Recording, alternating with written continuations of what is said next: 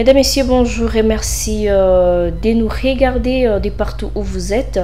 Alors, aujourd'hui, à la une du 9 mai 2025, le président de la République démocratique du Congo, Félix Tshisekedi, a adressé ses félicitations au nouveau pape Léon XIV ce 8 mai 2025. Dans son message, il salue une église humble, fraternelle et proche des plus vulnérables, un idéal d'ailleurs qui résonne particulièrement en République démocratique du Congo. Une vision partagée par la conférence épiscopale nationale du Congo, la SENCO en sigle, qui, par la voix de Monseigneur Donatien Chollet, espère voir le pape s'impliquer pour la paix en RDC. Et puis la première ministre Judith Suminwa-Tuluka s'est entretenue ce jeudi avec les chefs d'agence du système des Nations Unies à Kinshasa.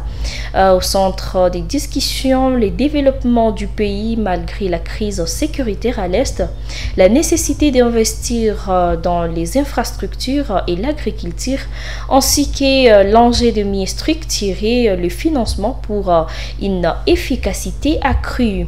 Un engagement réaffirmé par l'ONU dans le cadre du partenariat 2025-2030. Et puis parlons de la culture, la ministre de la Culture, Yolande Elébé, a présenté à l'Assemblée nationale un projet de loi établissant les principes fondamentaux de la politique culturelle nationale, un texte attendu depuis plus de 20 ans et en fait adopté. Il consacre plutôt la reconnaissance du rôle stratégique de la culture dans la construction nationale et affirme son importance comme outil de développement et de cohésion sociale. Alors le texte a été adopté par l'Assemblée nationale, consacrant ainsi une étape majeure dans la reconnaissance du rôle stratégique de la culture et dans la construction nationale. Et puis cette avancée témoigne de la volonté du chef de l'État et du gouvernement congolais de valoriser et de promouvoir l'identité nationale, tout en affirmant la culture comme un levier de développement, de cohésion sociale et de soft power pour la République démocratique du Congo, tant sur la scène nationale qu'internationale.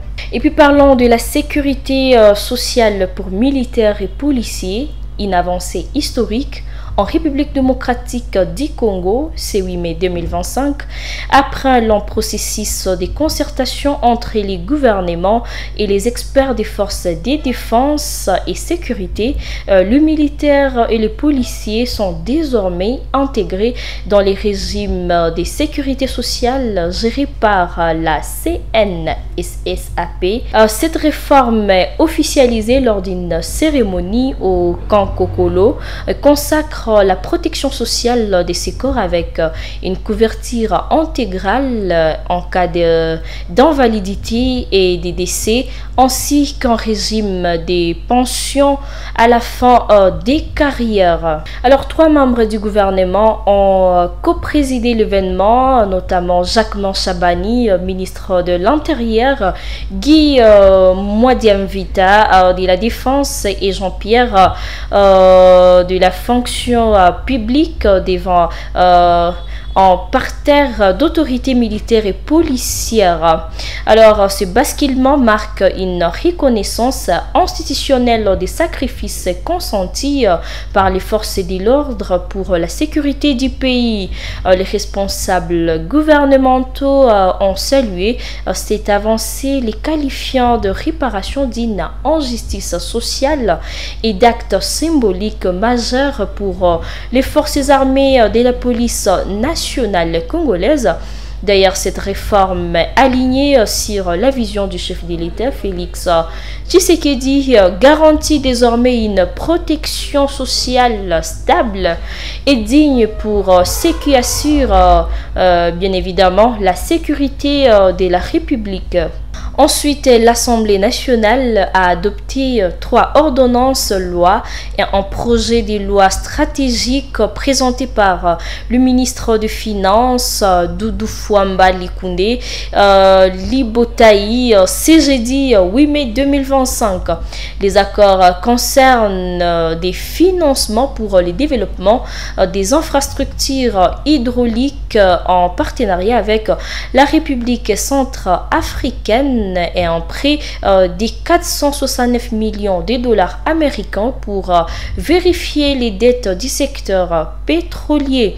Alors, ce projet de loi adopté vise également à renforcer la lutte contre les blanchissements d'argent et les financements du terrorisme. Alignant la RDC sur les normes internationales du GAFI, facilitant son intégration au réseau Edmond. Et puis au Nord Kivu, les gouverneurs militaires nommés par les gouvernements congolais, le général-major Somo Kakule Évariste, a signé plusieurs arrêtés ce 8 mai 2025. Parmi les nouvelles nominations, le colonel Nkulu Mukukwe Simon remplace le général Dani Yangba, tandis que Madame Kazabe Espérance prend en charge de nouveau portefeuille. Et puis d'autres ajustements ont également été opérés avec la désignation des conseils et assistants pour renforcer l'administration provinciale. Alors par ici, nous mettons point pour les actualités qui sillonnent, qui priment dans la presse congolaise. Merci de nous avoir regardés. Surtout, n'oubliez pas de vous abonner, liker et partager. Aussi, activer la cloche pour ne rien rater sur l'actualité en République démocratique du Congo, même à l'étranger. Merci à vous, à la prochaine.